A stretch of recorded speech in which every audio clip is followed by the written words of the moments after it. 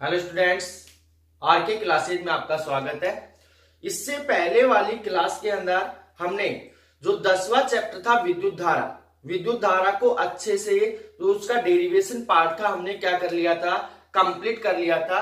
तो विद्युत धारा के अंदर किसी भी भैया बहना को किसी भी टॉपिक में कोई प्रॉब्लम है तो आप कमेंट्स करके या व्हाट्सएप पे मैसेज करके बता सकते हैं। उस टॉपिक को दोबारा से रिपीट कर दिया जाएगा। अब आपके पास में इसी क्रम के अंदर चलते हुए अगला जो आपके पास में चैप्टर है वो आपके पास में 11वां चैप्टर है। जो लेसन है वो कौन सा है, 11 है, और वो है आपके पास में वर्क, एनर्जी एंड पावर, कार्य, ऊर्जा व शक्ति। तो इस चैप्टर के अंदर हम कार्य, ऊर्जा और शक्ति के बारे में क्या करेंगे, पढ़ेंगे। तो ये थ्योरेटिकल क्या है, चैप्टर है, इसमें क्या है, थ्योरी है। तो इस चैप्टर को अच्छे से समझना भाई, क्योंकि आपके पास में इस चैप्टर के अंदर थ्योरी के ऊपर भी क्या आता है, न्यूमेरिकल आता है। और इस चैप्टर के जो न्यूमेरिकल है वो आपके पास में वेरी वेरी वेरी इंपॉर्टेंट है बोर्ड एग्जाम की दृष्टि से। तो आपके पास में जो कार्य, ऊर्जा व शक्ति है, इसको क्या करते हैं, हमें स्टार्ट करते हैं। तो इसके अंदर आपके पास में कितने पॉइंट दिखाई दे रहे हैं, आपको 3 पॉइंट दिखाई दे रहे हैं। पहला आपके पास में वर्क, कार्य, दूसरा आपके पास में ऊर्जा, एनर्जी, और तीसरा आपके पास में क्या है, शक्ति, पावर। तो इन तीनों के बारे में क्या करेंगे, हमें डिस्कस करेंगे। तो इसके अंदर आपके पास में फर्स्ट पॉइंट आता है आपके पास में कार्य, वर्क।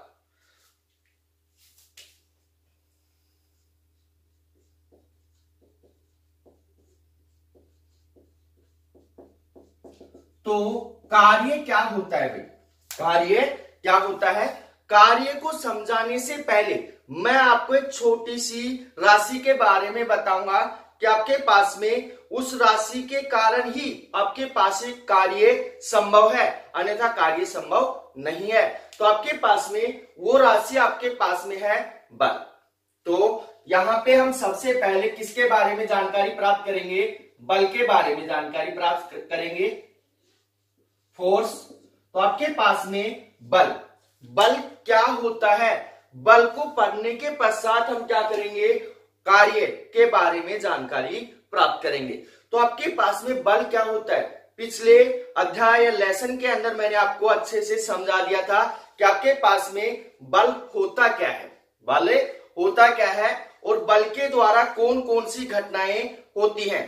तो आपके पास इसको दोबारा से अच्छे से समझ लेना कि आपके पास बल क्या होता है, बल क्या होता है।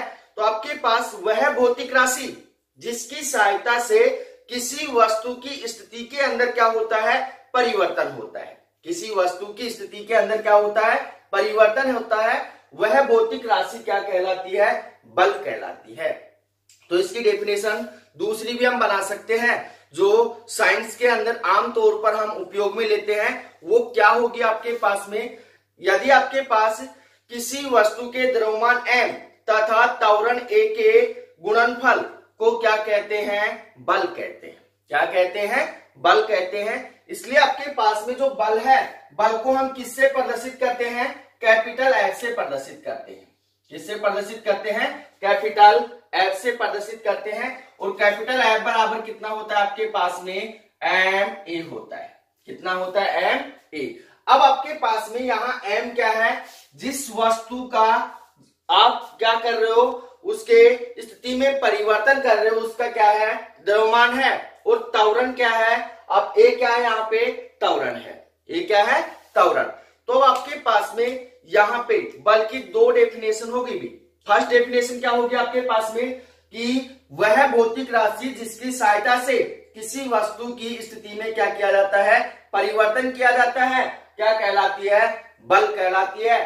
सेकंड हो जाएगा आपके पास में वस्तु के द्रव्यमान m तथा त्वरण a के किसको, गुणनफल से प्राप्त जो राशि है उसे क्या कहते हैं, हमें बल कहते हैं।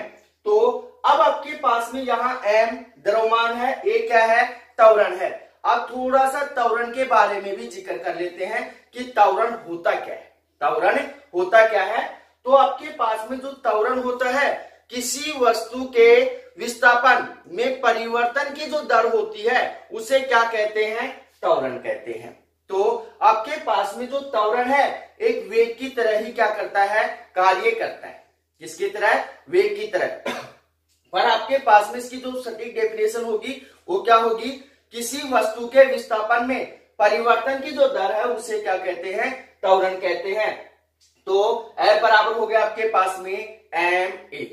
तो अब उससे आगे अच्छे से समझना कि आपके पास में यदि ये जो त्वरण है वो आपके पास में कौन सा त्वरण है, रेखीय त्वरण है। जैसे हम सड़क के ऊपर चलते हैं या गाड़ी सड़क के ऊपर चलती है तो आपके पास जो त्वरण हो रहा है, उत्पन्न हो रहा है, वो कौन सा त्वरण आपके पास में, रेखीय त्वरण है। और रेखीय त्वरण आपके पास में यहाँ पे हम लिख सकते हैं कि आपके पास में जो A है वो क्या है, आपके पास में रेखीय त्वरण है। उससे आगे आपके पास में यदि किसी वस्तु को ऊपर से नीचे की ओर या नीचे से ऊपर की ओर फेंका जाता है तब आपके पास में क्या होता है, गुरुत्वीय त्वरण होता है। क्या होता है, गुरुत्वीय त्वरण। तो आपके पास में जो गुरुत्वीय त्वरण होता है उसको हम किससे प्रदर्शित करते हैं, जी से प्रदर्शित करते हैं। किससे प्रदर्शित करते हैं, जी से। तो आपके पास में जो जी है वो क्या है, आपके पास में गुरुत्वीय त्वरण है। तो इस बात का भाई ध्यान रखना अच्छे से कि आपके पास में ए रेखीय त्वरण है और जी क्या है, आपके पास में गुरुत्वीय त्वरण है। अब आपके पास में यहां कई बार हम F बराबर क्या लिख देते हैं, mg लिख देते हैं, और कई बार हम क्या लिखते हैं, F बराबर ma लिख देते हैं। तो इन दोनों बातों का ध्यान रखना कि आपके पास में F बराबर mg और F बराबर ma। तो अब mg का मतलब क्या है और ma का मतलब क्या है, इसको अच्छे से समझ लेना कि आपके पास में हम क्या करते हैं, किसी सीधी रेखा के अंदर गमन करते हैं तो आपके पास में जो त्वरण है वो कौन सा त्वरण है, रेखीय त्वरण है। तो आपके पास लगने वाला बल कौन सा होगा, आपके पास F बराबर ma होगा।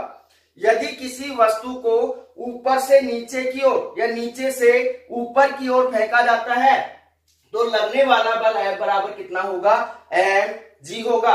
और g क्या है, यहाँ पे आपके पास में गुरुत्वीय त्वरण है। तो इस बात का ध्यान रखना भाई, कहीं पे आपको mg मिलेगा और कहीं पे क्या मिलेगा, ma। a आता है तो आप समझ जाना कि जो गति हो रही है वो कैसे आपके पास में रेखीय गति है, और आपके पास में g आता है तो आप समझ जाना कि वस्तु क्या हो रही है, या तो ऊपर से नीचे जा रही है या नीचे से ऊपर आ रही है। तो इसके अंदर आपके पास में अब इसके अंदर कंडीशन लगेंगी भाई, क्या लगेंगी, कंडीशन कि आपके पास में यदि गुरुत्वीय त्वरण का मान दो प्रकार से होता है। कितने प्रकार से होता है, दो प्रकार से होता है। तो आपके पास में दो प्रकार से, किस प्रकार से होगा, यदि किसी वस्तु को हम क्या करते हैं, ऊपर से नीचे की ओर फेंकते हैं, ऊपर से नीचे की ओर फेंकते हैं तब आपके पास में जो गुरुत्वीय त्वरण है, गुरुत्वीय त्वरण का मान क्या होता है, धनात्मक होता है।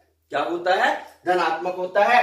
परंतु जब किसी वस्तु को हम क्या करते हैं, नीचे से ऊपर की ओर फेंकते हैं तो गुरुत्वीय त्वरण का मान क्या होता है, ऋणात्मक होता है। तो इन दोनों बातों का ध्यान रखना, क्योंकि अभी आगे इनके बारे में हम डिस्कस करेंगे कि वस्तु को क्या किया गया है, ऊपर से नीचे की ओर फेंका गया है तब आपके पास में जो गुरुत्वीय त्वरण है उसका मान क्या होगा, धनात्मक होगा। और जब वस्तु को नीचे से ऊपर की ओर फेंका जाता है तो गुरुत्वीय त्वरण का मान कैसा होगा, ऋणात्मक होगा। तो इन दोनों बातों का ध्यान रखना।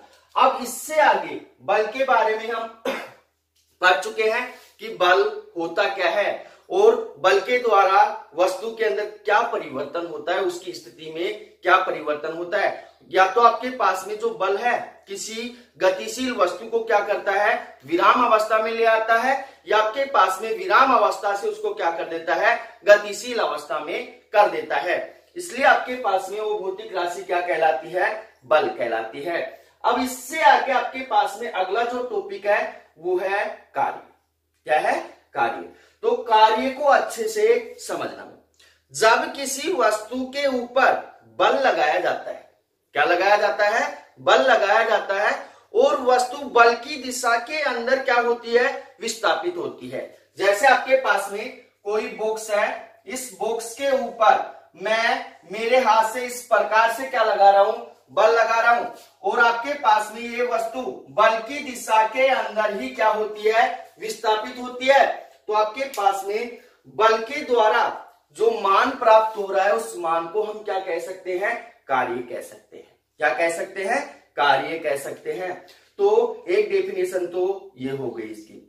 सेकंड डेफिनेशन क्या हो गया आपके पास में, कि आपके पास में किसी वस्तु के ऊपर लगाए गए बल F तथा विस्थापन S के अदिश गुणनफल को क्या कहते हैं, कार्य कहते हैं। तो आपके पास में W बराबर कितना हो जाएगा, आपके पास में कार्य बराबर हो जाएगा आपके पास में बल गुणा विस्थापन, बल गुणा विस्थापन।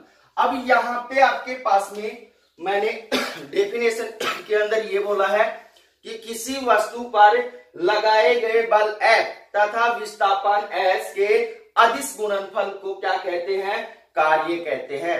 अब आपके पास में ये अदिश गुणनफल होता क्या है, इसके बारे में हम आपको बता देता हूं कि आपके पास में दो प्रकार की राशियां होती है मुख्यतः। आपके पास में अदिश राशि और सदिश राशि। अदिश राशि क्या होती है, वे राशियां जिनका परिमाण और क्या होता है, मात्रक होता है, केवल दिशा नहीं होती है। तो उन राशियों को क्या कहते हैं, अदिश राशियां कहते हैं। सेकंड आपके पास वे राशियां जिनको परिमाण, मात्रक व दिशा तीनों से क्या किया जाता है, व्यक्त किया जाता है, उनको क्या कहते हैं, सदिश राशियां कहते हैं। तो अब आपके पास में यहाँ पे सदिश और अदिश की बात हो रही है। तो अब आपके पास में जो सदिश गुणनफल है उसको हम किससे प्रदर्शित करते हैं, क्रॉस से। अगर दो राशियों के बीच में क्रॉस लगा हुआ है तो साइंस के अंदर आप समझ जाना कि कौन सी राशियां हैं, सदिश राशियां हैं। और क्रॉस का मतलब होता है आपके पास में साइन थीटा। कितना होता है, साइन थीटा। और आपके पास में अगर दो राशियों के बीच क्या लगा हुआ है, डॉट लगा हुआ है। क्या लगा हुआ है, डॉट लगा हुआ है। तो आपके पास डॉट का जो अर्थ है वो आपके पास में अदिश गुणनफल, और अदिश गुणनफल का जो मान होता है आपके पास में वो क्या होता है, कोस थीटा होता है। क्या होता है, कोस थीटा। तो आप समझ गए होंगे क्रॉस किसको बोल रहे हैं, सदिश गुणनफल को बोल रहे हैं। तो यहाँ पे क्या होगा, आपके पास में सदिश गुणनफल का जो मान होता है कितना होता है, ज्या के रूप में होता है, साइन थीटा के रूप में होता है। और आपके पास में जो डॉट है वो क्या है, आपके पास में अदिश गुणनफल है। और अदिश गुणनफल का जो मान होता है आपके पास कितना होता है, कोस थीटा होता है। तो यहाँ पे आपके पास में W बराबर F डॉट S। तो कार्य की डेफिनेशन क्या होगी कि किसी वस्तु पर लगाए गए बल F तथा विस्थापन S के अदिश गुणनफल के मान को क्या कहते हैं, कार्य कहते हैं। तो अब यहाँ पे आपके पास में क्या है भाई, डॉट है। क्या है, डॉट है। तो डॉट है, डॉट को खोलेंगे हम। तो अभी मैंने आपको बताया था कि डॉट को खोलेंगे तो आपके पास क्या आएगा, कोस थीटा आएगा। तो आपके पास में यहाँ पे क्या हो जाएगा भाई, आपके पास में W बराबर हो जाएगा आपके पास में FS cos theta, FS cos theta. तो यह आ गया आपके पास समीकरण नंबर 1, समीकरण नंबर 1। अब उससे आगे अच्छे से समझना कि आपके पास में W बराबर FS कोस थीटा आ गया। तो अब इससे आगे आपके पास में इसके अंदर हम कंडीशन लगाएंगे। क्या लगाएंगे, कंडीशन लगाएंगे कि इसके अंदर 3 कंडीशन होंगी कि आपके पास में यहां जो थीटा है वो बल तथा विस्थापन के मध्य क्या है, कोण है। तो यहां पे आप लिख सकते हो, यहां थीटा बल F तथा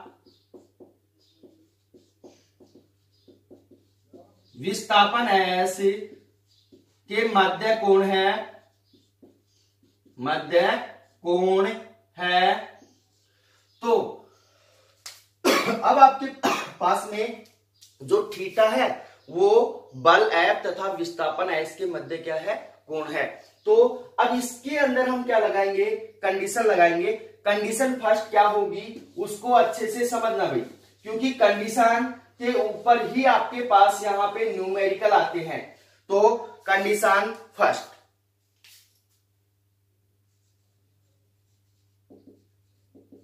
कंडीशन फर्स्ट, कंडीशन फर्स्ट क्या है आपके पास में, तो यदि आपके पास में जो थीटा है, थीटा बराबर कितना है आपके पास में 0 है। यदि आपके पास में थीटा बराबर कितना है 0 है। थीटा बराबर 0 कब होगा? जब आपके पास में वस्तु के ऊपर लगने वाला बल F तथा विस्थापन S दोनों क्या है, एक दूसरे के समांतर है। जब दोनों क्या है, एक दूसरे के समांतर हैं, दोनों की दिशा क्या है, समान दिशा है, तब आपके पास थीटा बराबर कितना होगा, 0 होगा।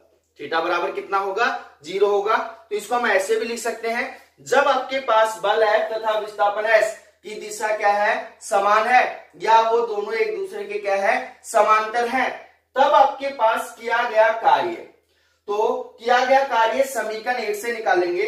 तो यहां लिखेंगे समीकरण 1 से क्या मान होगा भाई आपके पास में, W बराबर हो जाएगा आपके पास में Fs कोस 0, Fs कोस 0। तो आपके पास में जो कोस 0 है, कोस 0 का मान कितना होता है, 1 होता है। तो आपके पास यहां हो जाएगा, चूंकि कोस 0 बराबर कितना होता है, 1 होता है, इसलिए आपके पास में W बराबर कितना हो जाएगा, Fs हो जाएगा, Fs। तो यहां पे ध्यान देना भाई कि आपके पास में कार्य का मान क्या आ रहा है, धनात्मक आ रहा है। कार्य का मान क्या आ रहा है, धनात्मक आ रहा है। तो आपके पास में यहां W बराबर हो गया Fs। तो हम बोल सकते हैं कि जब आपके पास में बल और विस्थापन क्या होते हैं, समान दिशा में होते हैं, तो कार्य का मान क्या होता है, धनात्मक होता है। क्योंकि अभी इसके ऊपर एक क्वेश्चन बनेगा, वो अभी मैं लास्ट में आपको बताऊंगा। तो आपके पास में यहाँ पे W बराबर Fs हो गया। अब आपके पास में यहाँ F बराबर 2 मान होते हैं। F बराबर कितने मान होते हैं, Ma और Mg, Ma और Mg। यदि आपके पास में त्वरण कैसा है, रेखीय त्वरण है, तो आपके पास जो बल होगा, गति होगी, कैसी होगी, रेखीय गति होगी। परंतु आपके पास में F बराबर कितना है, Mg है, तो आपके पास में वस्तु क्या होगी, या तो ऊपर से नीचे आएगी, नीचे से ऊपर जाएगी।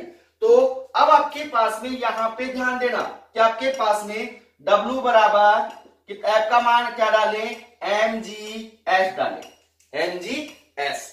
यहां पे S तो विस्थापन है, G क्या है, गुरुत्वीय त्वरण है, और M क्या है, द्रव्यमान है। तो आपके पास कार्य का मान धनात्मक कब होगा, कार्य का मान धनात्मक कब होगा, G का मान धनात्मक कब होता है भाई, आपके पास G का मान धनात्मक तब होगा जब वस्तु को क्या करते हैं, ऊपर से नीचे की ओर फेंकते हैं। तो आपके पास किए गए कार्य का मान क्या होगा, धनात्मक होगा। उससे आगे आपके पास में कंडीशन सेकंड,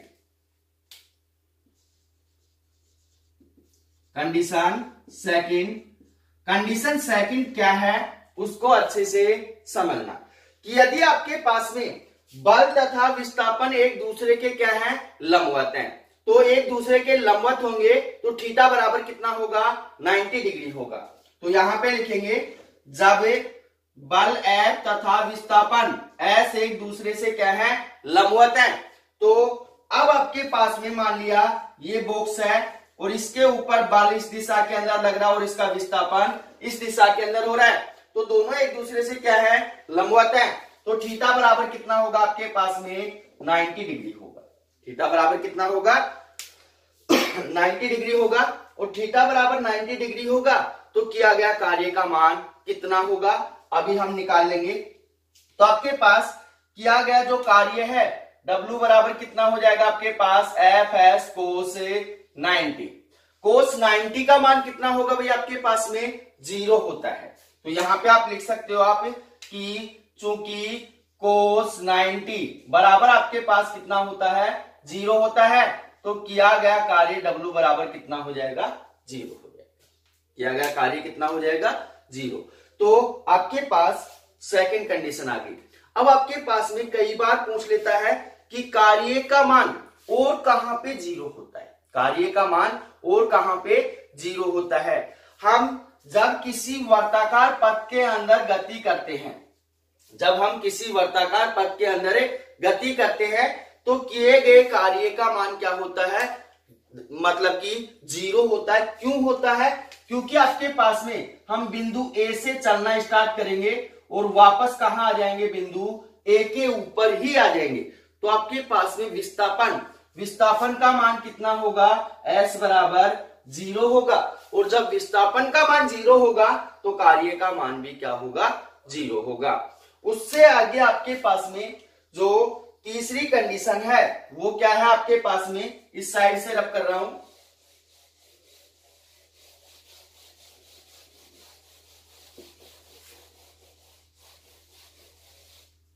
कंडीशन थर्ड।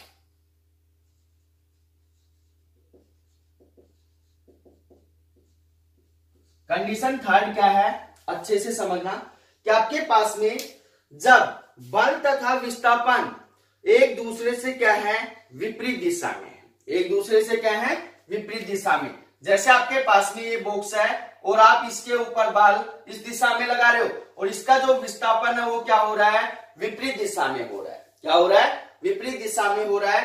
तब आपके पास में थीटा बराबर कितना होगा, 180 डिग्री होगा। थीटा बराबर कितना होगा, 180, क्योंकि बल इस दिशा में जा रहा है और क्या हो रहा है आपके पास, विस्थापन इस दिशा में हो रहा है। तो आपके पास में बल F इस दिशा में है और विस्थापन S उससे विपरीत दिशा में है।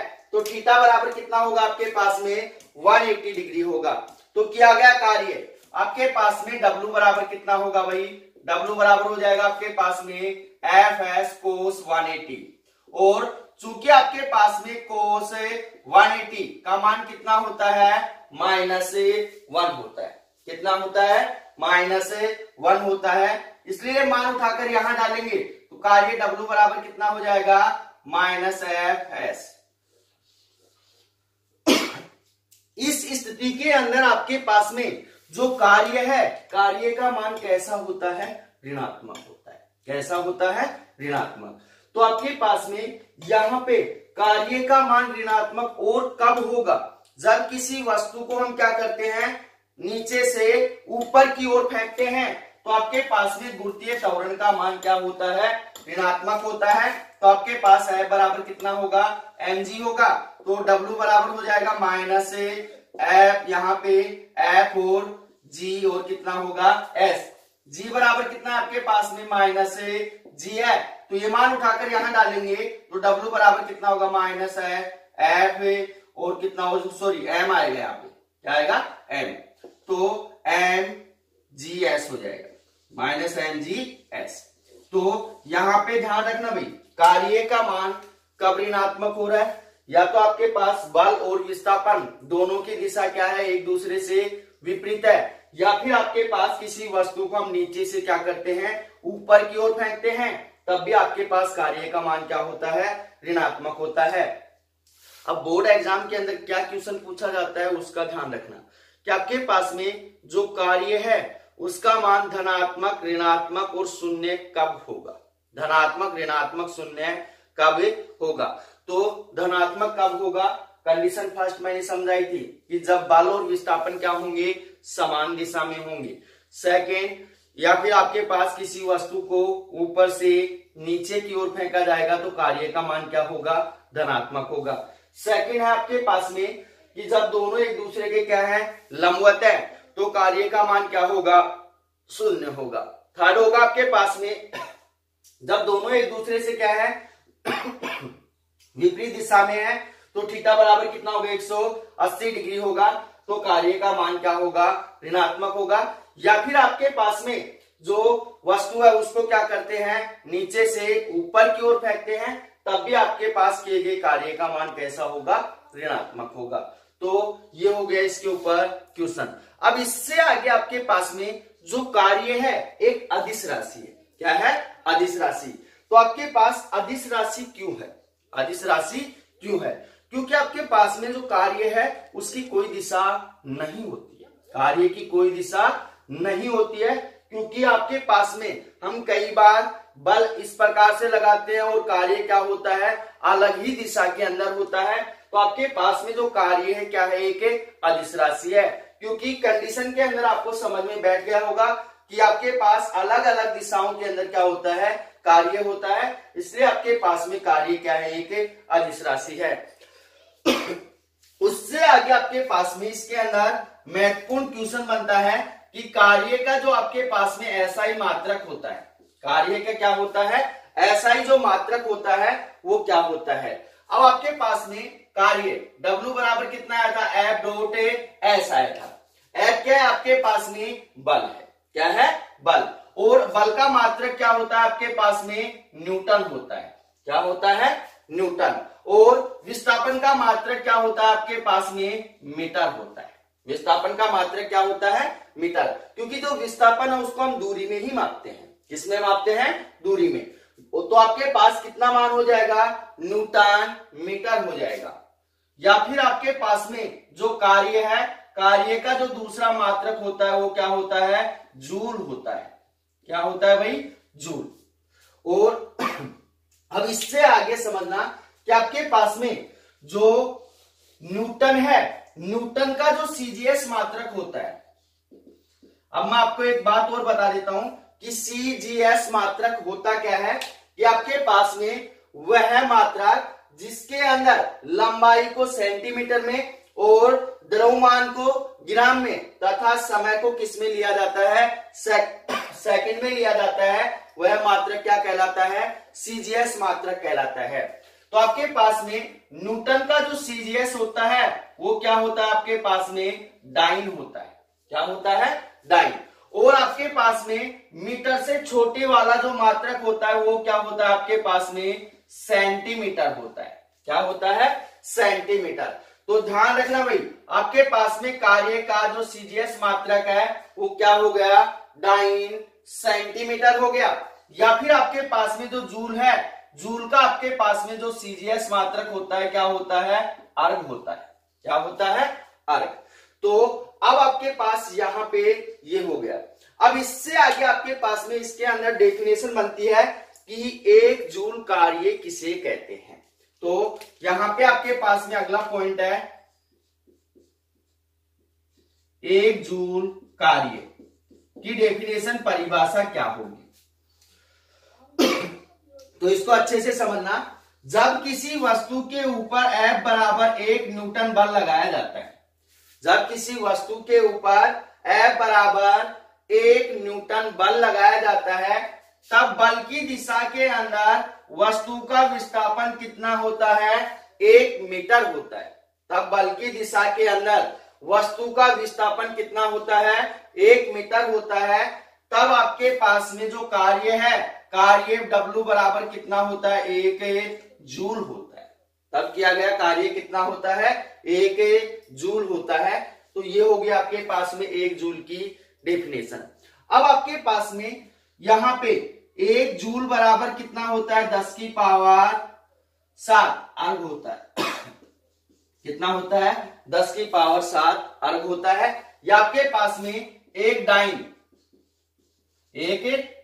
बराबर आपके पास में कितना होता है, 10 की पावर 5 कितना होता है आपके पास, अर्ग होता है। तो इस बात का भी ध्यान रखना भाई। आपके पास में इन दोनों मानों की आवश्यकता कहां पड़ेगी, न्यूमेरिकल के अंदर पड़ेगी। तो ये हो गया आपके पास में कार्य। तो कार्य के अंदर किसी भी भैया बहना को किसी भी टॉपिक में कोई प्रॉब्लम है तो आप बता सकते हैं, क्योंकि 11वें चैप्टर की हम छोटी छोटी क्लासें बनाएंगे, क्योंकि इसके अंदर थ्योरी भाग है और थ्योरी भाग के अंदर आप धीरे धीरे पढ़ो, अच्छे से पढ़ो, तो आपके पास इसको आसानी से आप समझ सकते हो। तो किसी भी भैया बहना को किसी भी टॉपिक में कोई प्रॉब्लम है तो आप हमें कमेंट्स करके या व्हाट्सएप पे मैसेज करके बता सकते हैं। उस टॉपिक को दोबारा से रिपीट कर दूंगा। तो मिलते हैं छोटे से ब्रेक के बाद। हमारे YouTube चैनल को लाइक कीजिए, शेयर कीजिए, सब्सक्राइब कीजिए। धन्यवाद।